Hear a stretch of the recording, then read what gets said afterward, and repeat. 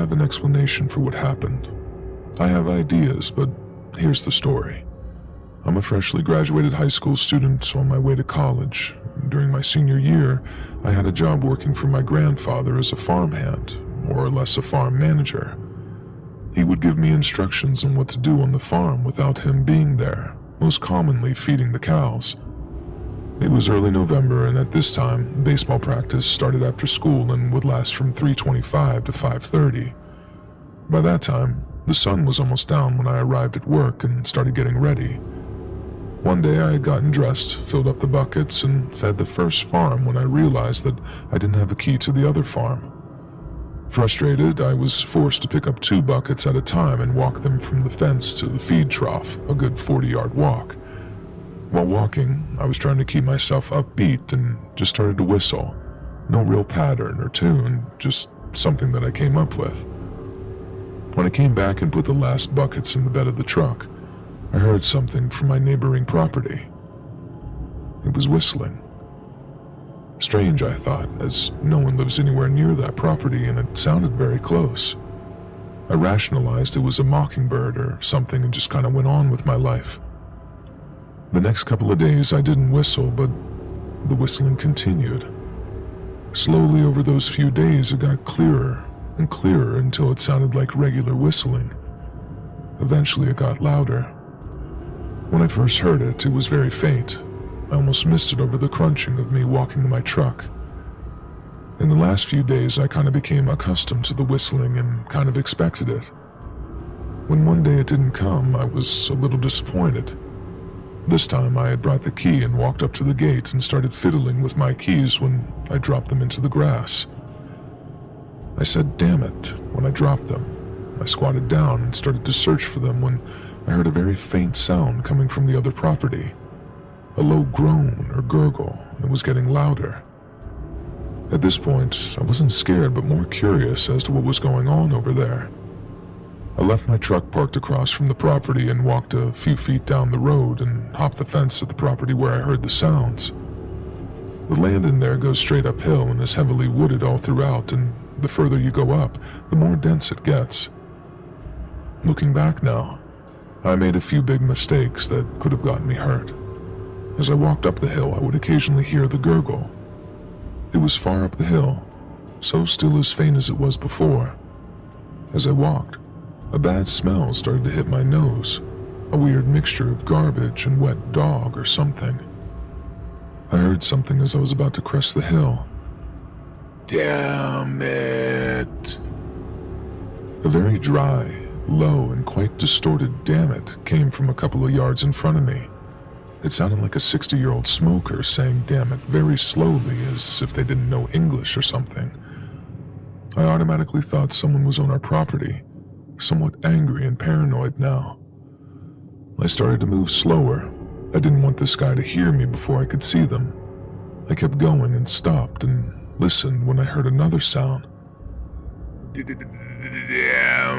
it. Damn it. Damn it." This guy was now slowly saying "damn it" normally, not long and drawn out in that eerie way, as if he didn't know English. I sat down on this log, kind of listening, trying to figure out what I should do about this person.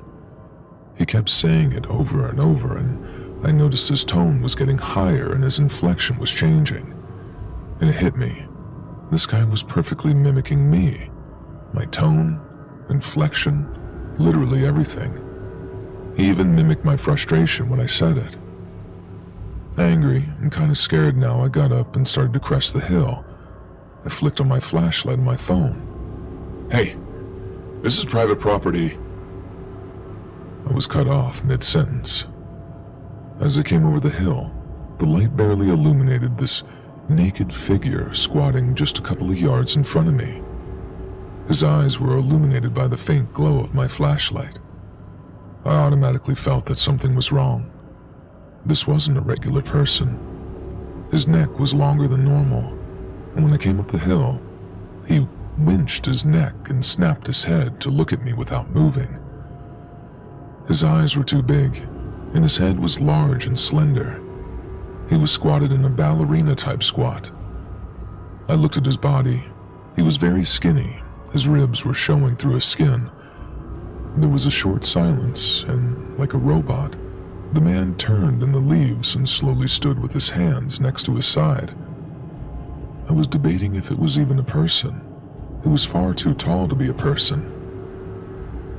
"Damn it," it said in my voice. I turned and sprinted down the hill. It didn't feel like I was running, but more that my legs were just going through the motions. I didn't look back before I got to the fence, and when I hopped it, I got in my truck and sped away. Sadly, I still work at that farm, but I've never told anyone this story, not even my grandfather. I've only heard the whistling a few more times since then.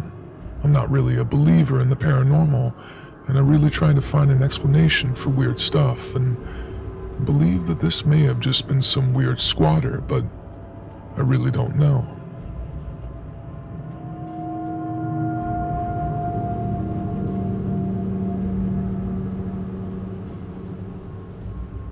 My father told me a story once, and I'll never forget it for a few reasons. I think it's the first story he told me as a child. It's also the story of how my grandfather died. But honestly, that isn't the reason you hear stories on TV, or sometimes you overhear something in a public place. People talk about ghosts and aliens, and you think to yourself, that isn't real. They're making it up, or they're mistaken, or they're crazy. Something like that. You just can't believe it until something happens. Something that brings it all together, connects the dots in a way that you didn't think of before. Maybe it happens to you, or maybe you hear the same story again and again happening to different people. It doesn't take long for the world to become a bit bigger than you thought. As I said, this is a story my father told me, but I never believed it, even though he swore up and down that it was true. It wasn't until I started clicking around the internet that I started to believe. I started to hear other stories just like the one my father told me. It didn't take me long to believe in the rake. That's not what my father called it, of course. He's never used the internet in his life. He wouldn't know what the consensus is taken to naming it. When he chose to call it something other than it, or that thing, he called it Skinwalker, after an old Navajo tale his grandfather told him. But I'll tell you the story the way he told it to me. We were out hunting one night, killing coyotes for $50 a skin. We lived on a dairy farm in Ohio, and sometimes we'd kill a calf. We'd do it every night because we needed the money. Sometimes while we were out, we'd come upon a deer and kill it. Our landlord didn't mind, and it could feed our family for a few nights and save us some money. Anyway, we were done making our rounds and heading home, walking because we didn't have a car or a four-wheeler back then, and we'd cut through the woods, and that's when we came upon it. Blood everywhere, splattered on the trees, and the grass, and the creek, everywhere. And at first we figured it was a pack of coyotes. We'd seen it sometimes. They scavenge and then start hunting deer or cattle. The worst was when they bred with feral dogs, but this wasn't like that. When a pack of dogs or wolves or coyotes attack something, they do it right. They'll pick off one that's weak, sick, old, or just small. They'll hunt it, draw it into a corner someplace it can't get out of, and then they'll run it right to the biggest one, the alpha. And that deer will never see that alpha. It might hear it, but it won't see it. It'll just notice that its throat is gone, and then it will drop dead. It's quick, it's clean. That wasn't what happened here. Something had run up on a den of deer. Coyotes won't attack a den, and wolves neither, because they'd get too much of a fight. There were 3, I think. 3 bodies just torn apart. You'd see a head here, a leg there, a torso over there. And predators don't do that. They don't leave behind scraps. What had done this hadn't done it for food. It had done it for fun. But we didn't know that. We saw a bunch of carcasses and we think it's something that we've got to take care of. I remember my dad telling me to go home. He thought it was a pack of feral dogs, but I wasn't leaving him, and I damn sure wasn't walking through 2 miles of woods alone with nothing but a .22 and a pocket knife. I was only 13 at the time, so a .22 rifle was about the only gun I could reliably use. Dad had the shotgun, and he wasn't going anywhere without it. It took me a while to convince him, but finally we began tracking whatever did that. It wasn't hard either. We just followed the blood. Either that thing bled a deer before it got away, or it dragged one for a mile. I don't know. I know that I'd never seen my dad scared before that night. We started hearing noises. I've been in a lot of woods in my life. I've been all over the world, and I ain't never heard noises like I heard that night. I heard things screaming. Deer and fox and rabbits and raccoons and birds, just scared. Now keep in mind, this is maybe 12 or 1 o'clock. Except the fox and some birds, nothing was supposed to be awake. But they weren't just awake, they were moving. I saw flocks of birds that night fly straight into trees just trying to get out of there. We came upon a pack of coyotes, nearly shot a couple thinking that it was what we were looking for. But then we saw that they were running towards us. They ran right past us, didn't even notice, and then some deer did the same, and then some rabbits, squirrels, foxes, even a couple of wild hogs. These things were supposed to be eating each other, and the only thing they cared about was getting out of there. We should have put it together that maybe whatever we were tracking, it wasn't something we were supposed to see, and it wasn't something we could kill. I don't know why we didn't just go home. I guess we were curious. I think that was my dad's nature, to go toward trouble, to fight. And knowing what I knew about what my father did during the war, my nature was to stay close to him.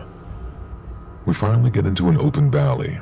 It was normally a soy field, but it wasn't in season, so it was just flat dirt. We saw the tracks. Then a lot of the animals fleeing the forest had paved over the land.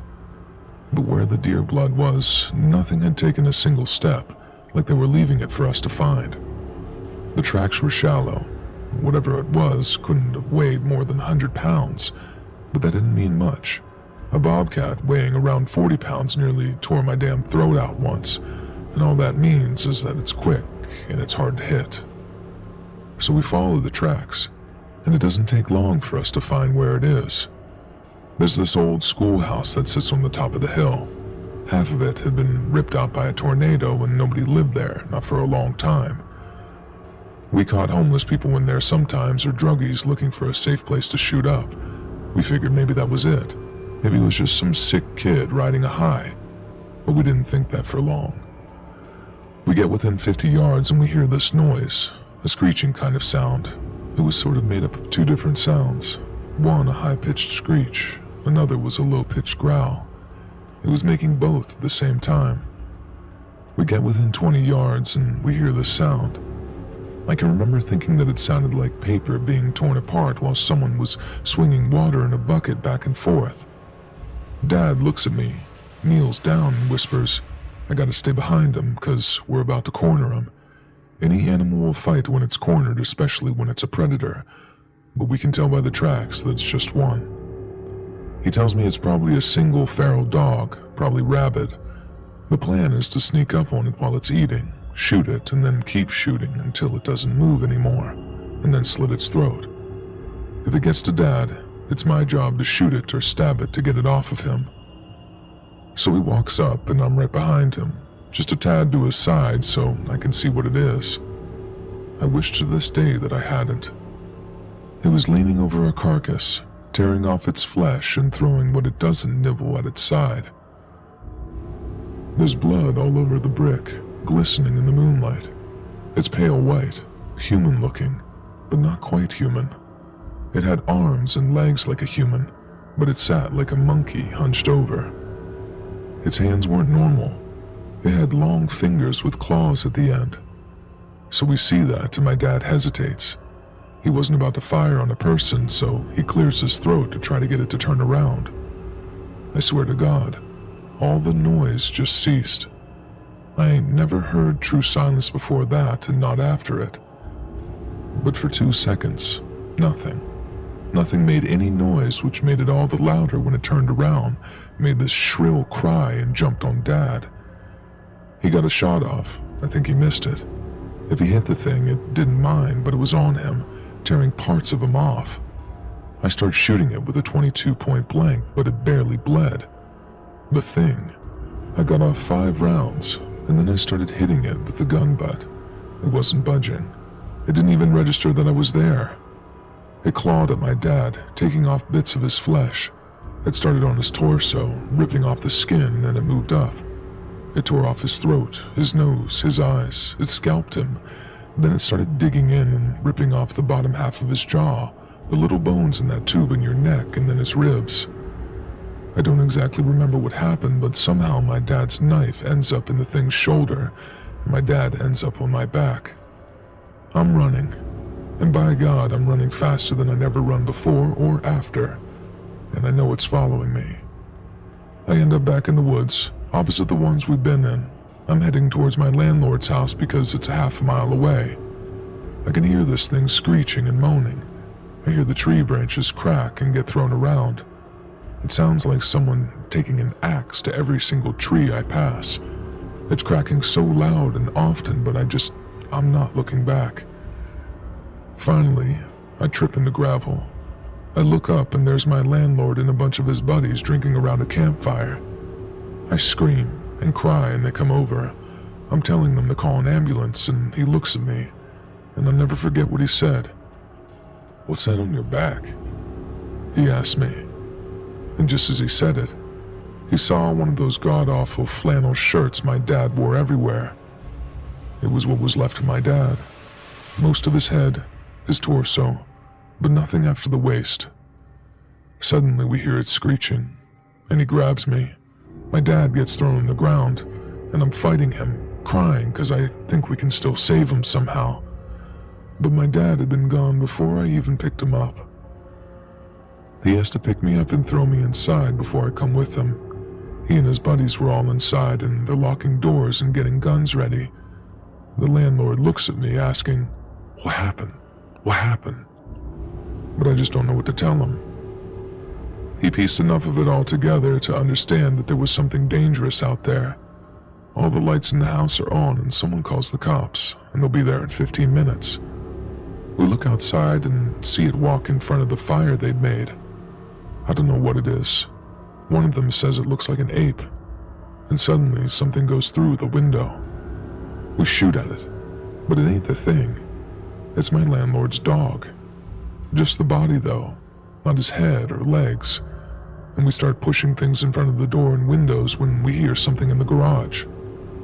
I remember one of his friends saying that the doors were open, and we hear metal and glass just getting ripped apart. We put a couch and a TV in front of the door to the garage. It banged around some more, but then it got quiet. Not silent like it was before. We could hear it move around some, and the guys were talking, making sure the guns were ready. Someone hands me a pistol, and no sooner did I cock the hammer back did we hear something shatter upstairs. Then we heard it screech again, except now it was louder, and it didn't echo and fade out because it was inside with us. We all rushed to the one door leading upstairs, and we got to it just as that thing did. It opened it just a bit, and 4 or 5 men just slammed into it. It got its hands through. Someone with a shotgun took care of that, put the barrel right up to its wrist and pulled the trigger, cut its hand clean off. That only made it angry though. It started pushing on the door, clawing. We were on one side, pushing as best as we could, and it was on the other doing the same. That wood just wasn't going to hold, so someone tells us to keep our heads down. Suddenly the top half of the door is just gone. My ears are ringing and there are splinters everywhere. 2 or 3 of them just unloaded on the top of that door. I don't really know where it went after that. The police showed up. I was still glued to that door, what was left of it, and the sun was up before they got me off it. They put me in a hospital for a while, and a lot of people talked to me, but I didn't talk back. Not for a long, long time. When we got back home, I got a job from the landlord working on the farm. We didn't talk much, not about that thing. But I signed up for the army when I was 19, and he sat me down to drink some scotch as a send-off. I asked him right away what the police told him. The story they went with was a wild animal, probably a wolf or maybe a bear that had migrated north or something. I asked him about how they could say that when they had the hand. He looks at me, stunned. He tells me that hand never made it back to the station. The cop who had it in his car wrecked and drove into a tree, died on impact. The hand was never found, probably taken away by an animal. And the cops, when they would acknowledge the hand even existed at all, said that it simply was the paw of a bear that looked like a human hand. I never ended up talking to that landlord again. I guess he went missing when I was in basic, and the cops never found him. They said he owed some people some money and just ran away, but I don't think it's that simple. I never went back to those woods.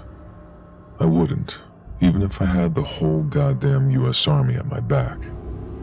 And that was my father's story of the rake, or Skinwalker. I'm still not sure what to think. But as I grew older, and when my mother died, I don't think my father felt that he had anything left, and he might as well settle old scores. He went back into those woods, I guess, and he never came back. The FBI was called, and they did a show and dance for everyone involved, but I knew that they weren't really looking, and they never did find him.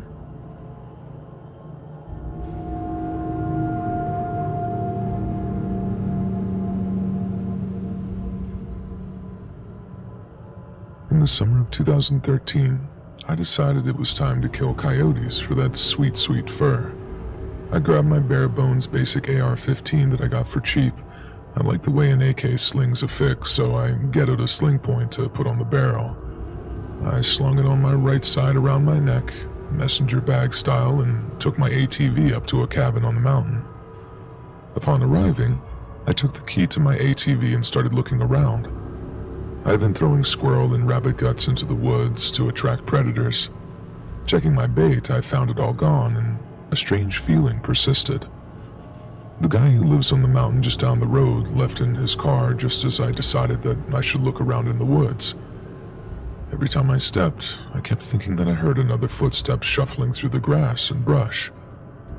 I saw a stick-figured shaped thing at a distance a little bit down the hill from me, and I sort of waved at it and it slipped behind a tree. I thought, okay, goodbye, and walked back to the cabin, deciding to sit around and just drink for a while. I started hearing coyote yelps and stuff in the distance, so I got my gat ready to blast a couple of fools. I sat with the lights off on the porch, but nothing came by. Then the yelping turned into a distant, "Help me." I looked over to the neighbor's house and the lights were off. It didn't click that he left, and I got up and listened. "Help me. Help me." I thought, oh God, he broke his leg and is stuck in the woods with coyotes or something. I got close enough into the woods to tell that it was on an ATV trail, and I decided to take my ATV and AR, driving towards the person saying help me, when I came to a U-shaped dip in the path. Without hitting my brakes, I just coasted down it. I heard something right in front of me on the trail scream, "Help me," and I freaked out trying to turn. I ended up flipping my ATV, and I can't really remember, but I blacked out for a minute and woke up under the ATV with it pinned on top of me. I sat still and waited for my eyes to adjust before feeling around. My left leg was pinned under the ATV, and I tried pushing it, but I couldn't get it off. It's like I got 100 pounds heavier in a couple of seconds. The sling around my neck told me that I still had a rifle. I dragged it to me, realizing my arm was bleeding in the meantime. I checked over the gun. The handguard was messed up and the stock was cracked, but it appeared to still be functional. I've got 30 rounds to keep me safe until the night's over or someone finds me. And I sat and listened closely to the sounds of the forest before I heard something shuffling in the grass. That silence is everything. It's dead quiet, and I don't think I've ever felt more fear than I have in this moment. I heard it shuffling around. "Help me. Help me." I didn't know if I should respond or just sit in silence. Its shuffling got closer and something appeared over the ATV, like if you had fallen at a bar and the bartender sort of looked at you funny. This thing looked like it was 9 feet tall, frozen solid. I twiddled my fingers, reaching for my gun, brought it to my shoulder, and sat there pointed at whatever this thing was. I didn't want to look at it because I just felt so much fear. "Help me," I heard it again. I heard it climbing over the ATV. I looked away, but something grabbed my face. My mind went completely blank, looking for the trigger, but I couldn't find it. Slowly it moved my head over and I was face to face with this thing. It looked like how almost everyone describes them. A golem that had done crack, carved up its face with sunken cheeks and deep eyes. To this day, I've never smelled anything quite as bad as the breath from that thing. I felt the flash hider on my AR bump into something, and I remembered that I had it aimed at the thing. My brain rebooted, and I screamed as loud as I could. It screamed back. I started yanking, not pulling or squeezing the trigger as fast as I could. The gun was going off, and my ears started to ring. It grabbed my hair and started slamming my head into the ground as fast as it could, still pulling the trigger as fast as I could. It ripped the gun from my hand and started beating me with it. It was still screaming as loud as it could while beating me over the head with my own gun. Lights started flickering through the woods. I was about to black out when I heard something louder than the screaming. I swear I saw the thing's head fly open. I dropped my gun, screamed like a child that had just been shoved into an oven, and ran for it. My gun was dropped 10 feet from my head and the light was getting closer. I didn't know if I was dying or being saved. Somebody started screaming my name, telling me to hold on. Something was tugging my arm. I looked over, and it was the guy who lived down the road. He had a huge revolver, a Magnum Research BFR. At that moment, I just blacked out and woke up in a hospital with a ton of stitches in my head. When I eventually got out, I asked my neighbor what he saw that night, and he just replied, "A bear. We get them often up here." I'm not entirely convinced that I was nearly beaten to death with my own gun by a bear.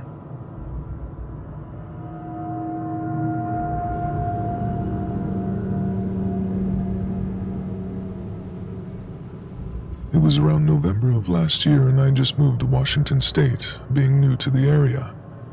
I like the woods, so a few friends of mine who were huge in-a-woods fiends decided to take me out to a secluded spot. What the hell, I thought. I'll do it. I need some time away from work anyway. I got the weekend off, packed my bag, cleaned the rifle, and headed over to my friend's house. We ended up about 25 or 30 miles away from the Canadian border in this forest that seemed to go on forever. I was really digging it because my home state didn't have anything like this. There were 6 of us and 2 dogs, a Labrador and a Rottweiler. Each person also had either a hunting rifle or a shotgun with a handgun, except for me. We parked our cars on this tiny dirt road used by game wardens or border patrol and hiked about 4 miles into the woods. By this time, it was already starting to get a little dark. We decided to build a fire right away so we could set up tents.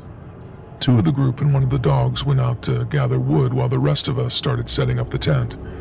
It was one of those huge 6 to 8 person ones. November gets cold up there, but the tent was set up in about 15 minutes and the trio still weren't back. We said screw it and started a fire with some branches from around the site. We started hearing crashing noises headed our way, like someone was running their butts off. The 2 guys came barreling through, wide-eyed, and the dog was nowhere to be seen. They started yammering on about seeing one of the other guys out in the woods acting weird, so they started trying to get close. And every time they got close, though, he would just move away. They said at one point he just disappeared, and then popped up not 10 feet behind them. They also mentioned a really bad rotten meat and spoiled milk smell popping up around them. They tried asking what was up, but there was no answer, and then apparently he took off, sprinting like Usain Bolt into the woods. The dog took off after him, barking its head off, and the 2 dudes lost both the guy and the dog pretty soon, and the smell started disappearing as well. Far off, they heard a weird screeching followed by a really loud dog's yelp. Then the smell came back with a vengeance, this time with what they described as mad giggling.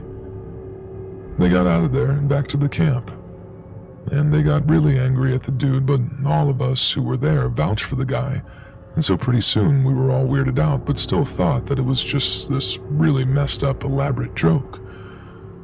I said as much and got yelled at and then had, well, where the heck is the dog then, tossed at me.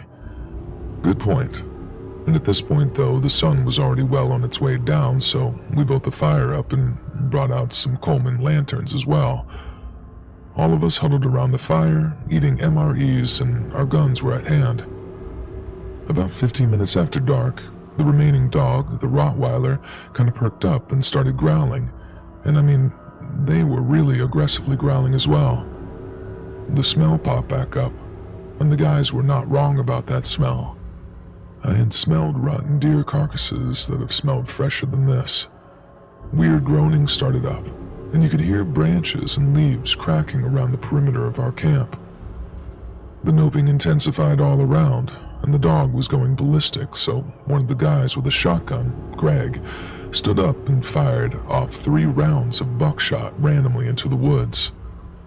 This hellacious screech came out of the woods and started moving away from us fast, and the smell dissipated as well. We waited about an hour and then decided to try and get some sleep with 2 people on guard at all times. The first watch was me and another guy, Victor. The dog was chilling around the fire as well, and 2 hours in, nothing happened, so we woke up Greg and Tom for their turn.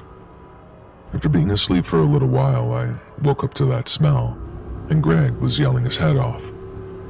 We got up and headed outside. Greg was looking around the edge of the woods with a spotlight and calling out Tom's name. I asked what happened. They had been sitting there when they heard one of the guys from earlier calling out from the woods. The dog started growling and rushed the spot, and Tom followed after. The dog went through some bushes and he lost him, so Tom followed him into the woods. Greg had been yelling for him when he heard Tom begin to say something before he was cut off. I can't leave him out there. So we all put on some clothes, grabbed a flashlight or a spotlight for each person and our guns and headed out. By this time, the smell was everywhere and it was making most of us rather nauseous, but we kept going because we wanted to find Tom. We found some of his tracks but lost the trail when they just stopped. Literally no other footprints after a while and none leading back the way he'd come. One of the guys at the back was shining his light around and kind of stopped and made this sort of weird noise, then started yelling, "You freaking jerk, I've been worried sick about you." The rest of the group walked over to look, and there was Tom standing a good 20 feet away, but he was standing very wrong. "Are you okay, buddy? You need some help?" He just stood there, deadpan, and slowly nodded yes. A few of us walked over and put an arm around his shoulders to kind of support him. We noticed that he reeked, and the dude hadn't even been out here for a full day. Now laughs abound except for him, and we thought nothing of it except worried that maybe he fell and hit his head or something. Back at the camp, we tried to lay him down, but he just refused to, so we let him stay outside by the fire. A couple of us went to sleep, but Greg, Vic, and I decided to stay up and keep an eye on him.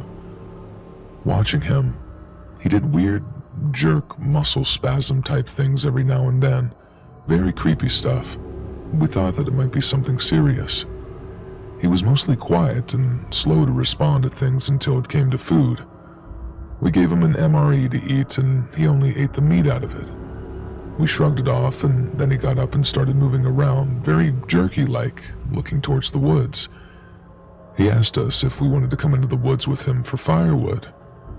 Besides the fact that it was pitch black out, besides the fire and also the huge stack of firewood that we collected on the way back, it wasn't all that weird.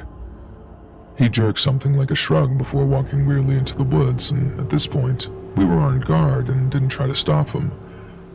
Greg got up a few minutes later to step into the tent for something, so I was outside with Vic when the smell hit my nose like a ton of bricks, and I gagged. Then I started hearing some sort of gibbering and giggling. I'd never been more freaked out in my life, and you could tell that Vic was feeling the same. Greg came out in time to hear it really well, and then went inside to wake everyone up.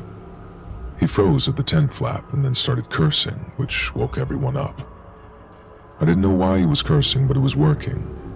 When they were all up and awake, he counted everyone, and you could see him turn white. "What's up, dude?" Apparently while he was inside, he did a quick body count, and there were 4 bodies inside.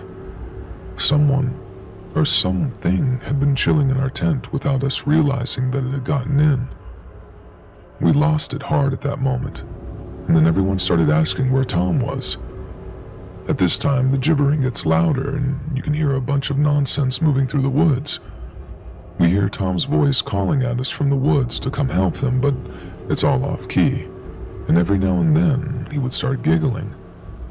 We built the fire up and sat around it with all the lanterns on full and weapons at hand until the sun started coming up. As soon as it was enough to see, we put the fire out and packed our stuff and made for the vehicles. We started hearing the giggling, and the smell returned, and we just got out of there back for the car. We got there, and there were scratches all over them, and most of the windows were smashed, and the seats were ripped to shreds. We just needed them babies to run, so we tossed the keys into the ignition and heard the sweet, glorious sound of an internal combustion engine starting up.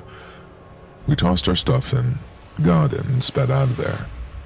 We didn't talk about it for a few months, and most of us didn't even admit that it happened. One of the guys with us told us later that he'd seen Tom at the edge of the woods, staring at us as we left, and apparently he had this very creepy grin on his face. And I believe him. I know that I'll never go camping that far away again without at least a lot more people than 6. But I believe that was my first run-in with Skinwalkers.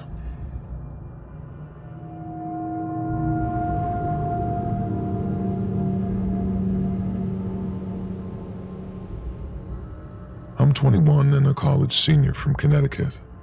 I live in a semi-rural area about 20 minutes from the closest supermarket and fast food. I go to school in Washington, D.C., not the nice part either, but the part where substance users are a problem and cops are reassuring rather than troublesome. I've definitely seen some things in my day.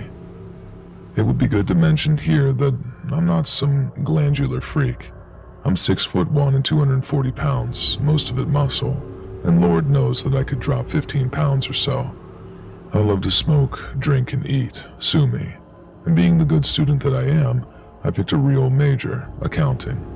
I interned for a mid-sized PR firm, doing accounting work and getting paid $20 an hour. College is expensive, so I deliver pizzas at night after the office closes. It's a cheap sort of pizza place with an absurdly large delivery radius, around 20 minutes from my house and 5 minutes from the beach. My place is north of there, and would deliver probably another 15 minutes past my house. I'm actually typing this at work in between examining the fine print on our client contracts to ensure that we are charging them every penny. Believe me, they do everything they can to short us. But anyway, basically the further north you go from the pizza place, the more countryside it gets. I work until close, and this happens at around 9:45 p.m. I'm in the back folding pizza boxes like a good little boy, and the counter girl comes back with a delivery slip. She tells me that this customer sounded weird on the phone, kind of like he was talking through a fan or through his hands, and that he was kind of gurgling. My Washington, D.C. experience instantly makes me think of some user, if you catch my drift, although around here, it's way more likely to be some benzo freak automatically assuming some weird interaction will occur. I look at the address. It's basically in the middle of nowhere. I'm a little mad because I don't want to drive that far, but screw it. Not to mention it's the weirdest ticket I've ever seen. The guy ordered a large pizza with anchovies, ground beef, ham, sausage, pepperoni, etc. Literally $15 worth of extras on top of his pizza. I go to ask the counter girl if this is right, and she says she thinks so. She couldn't really make it out, though, so she said she did her best. She's about 16 years old, so I cut her some slack. Maybe she was daydreaming while she took the call, so I'll just give them a call back to be sure. I dial the phone and it rings. 5, 10, 20, 30 times, but no one answers. I hang up and call again. This time the phone goes right to, "The number you have dialed does not have a voicemail box that has been set up yet. Goodbye." Okay then. My manager decides to just make the pizza as ordered and we would proceed from there. I go out to deliver a separate pizza to a hilariously big guy and a couple who invited me in for drinks, but I don't drink or smoke when I'm working. I was hoping by the time I got back that someone else delivered that pizza order. And surprise, surprise, no one did, and it was my turn again to pick up an order, and begrudgingly, I take the pizza and get in my car. I enter the address in my phone. It's on a side street adjacent to a park locals call open space, which despite the name is actually about 500 acres of straight woods. It's about 25 minutes away, basically the edge of our range. I put on some dubstep and crank my turbo subby while taking off towards this road. Now, if you're not from a rural area, this can be hard to explain. Winter in the woods is scary. There's never a single sound ever unless there's something larger than a cat walking around. It's just you and complete silence. Finally, I make it to the address. There are a few houses on the street, but they sit on probably 5 acres, so they're spaced out a fair amount.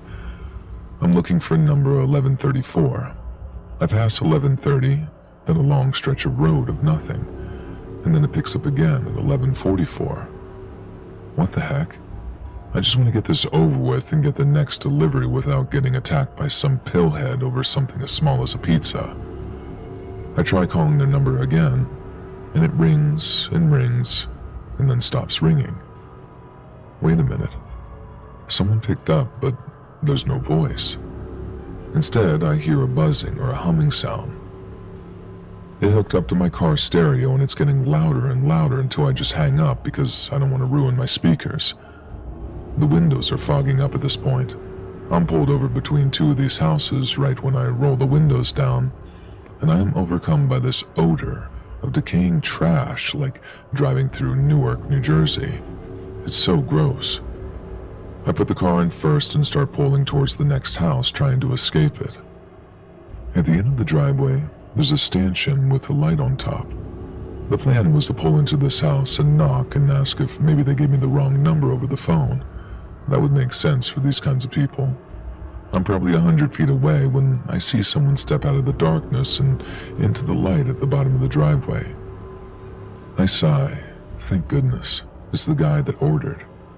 I'm expecting the guy to be all over the place, leaning over, acting completely out of his mind, but is actually pretty calm. I stop the car about 10 feet away from him. He's wearing a big black coat that looks 3 times too big for him, even though he's probably got 5 inches on me. I don't look right at him at first. I grab the pizza and step out of the car. Then I grab the ticket and prepare change if he gives cash. I say to him, "Hey sir, sorry about the wait and for all the calls I made. The delivery's pretty far." There's no response from him. I realize that I should be watching him, considering the red flags. And the smell is extremely pungent, but I know it's not trash day. I get the pizza on the roof of my car, and he's standing there under the light on the opposite side. I finally pay enough attention to get a good look at him. The guy is basically a giant. He's wearing no shoes, and he has ripped up jeans, and there are stains everywhere. I try to get a look at his face, and his eyes seem to be sunken in. I can't even see the actual pupils with the light from here. It's like they're just black craters. I'm getting really sketched out at this point because the guy still hasn't moved or said a word. I stop the process and stare at him. He's staring right back at me with those freaky eyes. His head is sort of bobbing side to side, but not in any sort of fluid sense at all. Kind of like a car door, like how it stops halfway open and then you give it another shove and it stops at the all-the-way point. I watched his head do this with no real pattern for about 10 seconds. I'm starting to get more uneasy between the stench, his head movement, and the eyes and him still completely ignoring me. I stand frozen, and so does he. Without breaking eye contact, I take my phone out of my pocket and hold it level with the roof so I can look at the guy and my phone at the same time. Curiosity overflowing, I decide to go to the recent calls on my phone and I redial his number. The phone starts ringing, but I don't hear it anywhere. Wait a second. I do hear it. It's coming out of the quiet of the woods. I can hear a faint, distant cell phone ringing about 50 yards away in the woods, and I'm kicking myself at this point, almost soiling myself. The guy's just standing there, still doing the head thing, but I swear to God, I see him smiling. Finally, I get the courage to speak. Can you please come get this? Also, I think you might have dropped your phone or something when you were hiding a body or whatever in the woods. I laugh nervously, still thinking maybe this guy just dug too deep into the prescription pills. And I see his mouth open, head still bobbing, feet planted on the ground.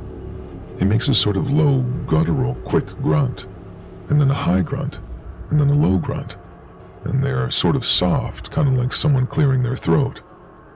At this point, I'm ready to book it to the driver's seat if I have to, and just as I go to redial that phone again, I hear him talking. That phone's not mine. The pause between the phone's not and mine was way too long. Phone's not literally sounded like one word. Mine came off as an octave higher. My mind is in DEFCON 5, full-on panic mode. My knees are weak and I'm literally about to pass out. I push the pizza to the far side of the roof away from me and I finally muster out, Sir, you're freaking me out. I got a 45 and less than $20 on me. Just take this so I can leave. When I say this, his head bobbing stops. His eyes are dark and burning a hole through me, and he opens his mouth again. His? What? I asked, stunned. It was his. The phone was his. The guy starts coming towards my car. Not a step, but like one huge muscle spasm that propels him forward. The phone was his, he repeats. I'm on the verge of tears at this point. The guy jerk jumps again, now closer to the car. Phone's not his anymore. I blubber wordlessly, then gather myself and scream. I'm gonna call the cops, man, if you just don't get out of here. I see this guy smile, that creepy smile, and without moving his mouth, I hear him say in a completely different voice, a voice I've never heard before. Go away. Stop following me. I will call the police. In another big jerky motion, the thing reaches forward, takes the pizza off the roof, and places a couple of round things that I later identify as quarters on the roof. They're surrounded by this dark liquid that spreads over the roof. I don't even think. Just get in the car and peel out down the road. I leave the hot sleeve for the pizza too. I leave everything. Don't even close the door all the way. I get down the road going about 80 for a quarter mile, then pull a U-turn because I don't want to get even more lost with that psycho out there. I whip down the road past the place where I had just been, and he's gone. I finally get to the end of the road, and there's a stop sign to merge with the main road. I look right to make sure it's clear, then I look left. That thing's face is 12 inches from my own where I turn. I tactically have a heart attack and peel off down the road. I finally make it back to the pizza place, shaking like crazy. I smoke just to calm down, which I never do when I'm working. I walk in the front door of the pizza place. Hey, the guy at the open space house just called back. He said you forgot some food, but he only ordered the pizza, right? He wants you to come back. And I start crying. I look at my phone, which had been thrown through the car when I was driving. There are 14 missed calls from his number. All the voicemails are empty except the last one. All I can hear is ragged breathing and those low, grunting sounds. I'm bawling my eyes out in front of this hot counter girl, but I don't even care. I sit for 10 minutes trying to calm down, and then I remember the change that he had left on the roof. I steadily go out to the car and turn on a flashlight. The roof of the car was covered in the most viscous, weird fluid, but it smells like copper. I throw up. In the panel gap between the trunk and the end of the rear window, I find the quarters. They're covered in that same gross maple syrup goop, and they're stuck to it along with the fluid. I can now see what appears to be a soft little chunk of tissue. I go to open my car and my veins turn to ice. There is a single line of this fluid going from the front quarter panel to the driver's side door. That freaking thing tried to open my door when it was next to me at the stop sign. I go back in, crying harder now. I tell the counter girl to try and call the number again for me. She tries over and over, but the phone goes right to voicemail. The next morning, I give the number to my uncle, who was a police captain a few towns over. He says the number is a burner phone paid in cash, basically untraceable, and it appears to be turned off. Now, I sleep with the lights on, these days.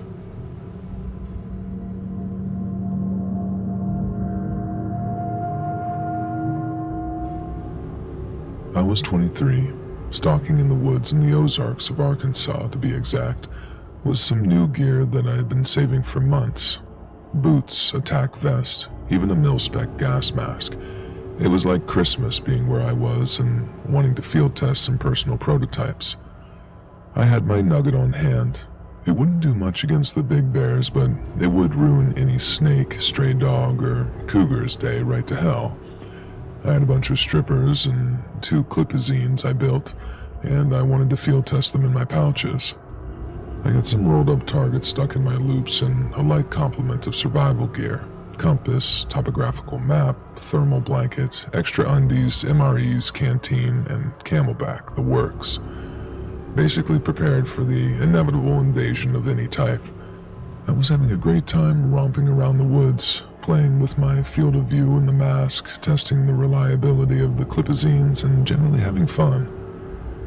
I wandered next to a creek bed and decided it was time to practice my guerrilla tactics. It was late summer, early fall, so no danger of getting my gear wet in the non-existent stream. My stuff was in more danger of water damage from my own sweat. After triple-checking my safety, I proceeded to do a series of screen slides and uphill hustles in full survivalist gear. Needless to say, I got winded really quick.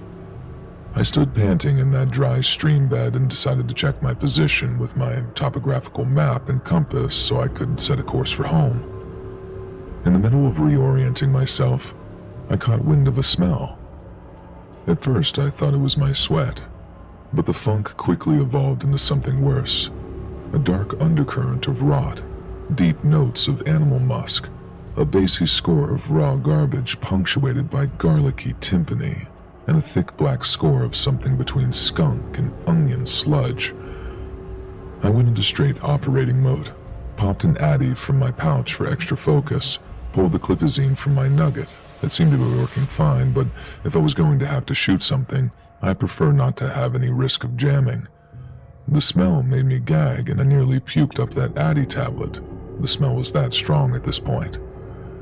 Whatever the source was, it was definitely mobile and getting closer to me. Screw it. I pulled on my mask from around my neck and over my face. It helped a bit, but the mask wasn't 100% airtight around the joints, so some of the smell got in. I walked cautiously and slowly along the creek bed toward where the slope was shallowest, listening for twigs snapping or animal sounds from above me. I definitely heard something shuffling around up there, and it sounded bigger than what my nugget was up for. It was a near constant snuffle, grunt, and sloppy, uncoordinated crunching around bark and leaves, all mixed with a smell. My mind immediately jumped to Big Bear, and I mean big, possibly even rabid if it smelled like that. And let me tell you something about Ozark big bears, straight from my dad's mouth. My dad's lived in the Ozark for 58 years, and in that time, only 2 things have managed to shake him: the challenge of fatherhood and the big bears. According to him, the native black bears were hunted to near extinction between the 40s and 50s, and to correct this, the ANRC, NRCS, and Arkansas Fish and Game Commission released 250 bears into the Ozark and Ouachita Mountains. Their website insists that they were all black bears, My dad insists that that is bullcrap. According to him, more than a few of the bears released there were brown bears. They inbred with a few remaining local bears and the reintroduced blacks. Thanks to a little phenomenon known as hybrid vigor, the resulting offspring were bigger and meaner than their parents, and screw me, were they fertile. When I asked him to prove it, he simply left the summer porch, went upstairs, and came back with a manila folder labeled BB. He pulled out a couple of Polaroids and asked me to take a look. I saw a big black and brown something rooting around a clothesline. Dad directed my attention to the clothesline about 50 feet away from us, between the two poles, about 5 to 6 feet above the ground. It was the same clothesline in the picture. The something's shoulder was about a fart's length under the line, despite being further in the background. I looked through the other pictures. One was rooting through the trash, another was barely concealed by trees, all of them slightly shaky. Detail was hard to come by, but I was convinced. My dad told me 2 things about how to avoid getting attacked by the big bears. Big bears are dumb as crap, something to do with them being hybrid. This makes them more dangerous than other bears because they're not afraid of you. This also makes them smell like crap, and you'll smell them coming a mile off. If you smell a big bear, get inside, get upstairs, but take the 12 gauge and some deer slugs. If you do see a big bear, and you ain't home, or you ain't got a shotgun loaded with slugs, hide up a tree if you can. They're faster than you, so there isn't any use running. I tell you all of this because after 23 years, I'd finally managed to prove my dad wrong about something. Well, half wrong. There's something in the Ozarks that matches my dad's pictures of big bears, but whatever they are, they sure as heck aren't bears. So back to my story. I would have stayed in that creek bed and waited for that something to screw off on its own business, but the light was already slanting through the trees. As bad as my dad made Big Bear sound, I was sure as heck not wanting to be stuck with a god-dang rabid one after dark, and instead, I opted to climb up the opposite edge of the creek bed. I had to scramble over some big rock outcroppings and half stand, half lean against the slope of the hill, but I figured that if anything, that would just be an extra layer of protection against that something out there. I'd gotten a few glimpses of it over my shoulder as I climbed, but this was my first good look at it. I just couldn't stop staring. Like I said in my previous post, this was not a bear. It was bear-like, but not a bear. I've been into sci-fi my entire life, and even got Barlow's Guide to Extraterrestrials from my awesome late stepmom. So when I saw this thing for the first time, my freaking nerd brain immediately went, oh, a solidor. Except it wasn't. It looked like a solidor. A grizzly bear and a sloth had a 3-way on top of a garage heap to make it. It had a long prognathous snout like a stubby trunk, with big angular shoulders, feet that looked like manhole covers covered in dirty matted fur, and a body like a furry blimp. Its fur was the same charcoal black and dark glow brown that I saw in the pictures, and full of mats and clumps of dirt. I mean, I stared at it for so long, drinking in those details, trying to make sense of it for 2.5 minutes, and it somehow didn't notice me. Jesus, these things were dumb. I remember feeling a twinge of relief. If it hadn't noticed me yet, trying to scrabble out of a rocky gully, it probably won't notice me sneaking away from it. It's gonna sound ridiculous, but I farted then. The something stopped. My breath stopped. And my heart stopped. The only sound in those woods at that moment was my freaking fart echoing, and the sound of my nose blistering under the something's odoriferous assault. It was like slow motion when the thing turned its head, looked back at me, sniffed the air, and stood up. It had been shuffling around crouched low to the ground the entire time. What I thought were shoulder blades were its freaking elbows. It could tie its shoes without bending, but its paws probably would have crushed its Air Jordans to bits.